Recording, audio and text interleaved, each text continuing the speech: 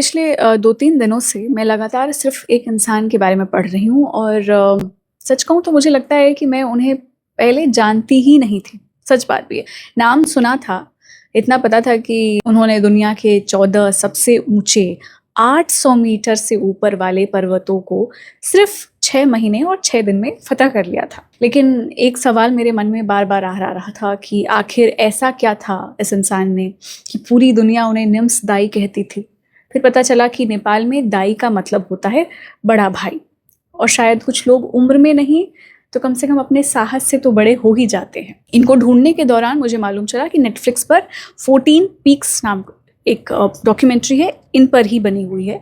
और यकीन मानिए ये सिर्फ एक डॉक्यूमेंट्री नहीं है, ये इंसानी क्षमता की आखिरी सीमा है।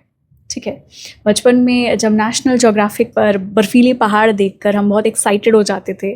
फिल्म्स में हम वीएफएक्स वगैरह देख लेते, एडिटिंग देख लेते, लेकिन इस बार पहली बार महसूस हुआ कि ये कोई फिल्मी किरदार नहीं है और ये सचमुच के लोग हैं जो वहाँ सांस ले रहे हैं, जहाँ ऑक्सीजन नहीं होता है, जो बर्फीले तूफानों के बीच में अपने रिकॉर्ड से पहले किसी अजनबी की जान बचाने निकल पड़ते हैं। ये सब सिर्फ इसलिए कि दुनिया एक असंभव सपने पर यकीन कर सके और फिर कैमरे की तरफ मुस्कुराकर कहते हैं कि giving up is not in the blood sir, या फिर my competition is the person I was yesterday. और शायद मेरी सबसे पसंदीदा बात पता है क्या है कि जब वो कहते हैं कि when you think you are done you probably only 45% done. सोचिए, ये बात वो इंसान कह रहा है जो दुनिया की उस पोजीशन पे, उस शिखर पर है जहाँ पे जिंदा रह पाना ही एक अचीवमेंट है।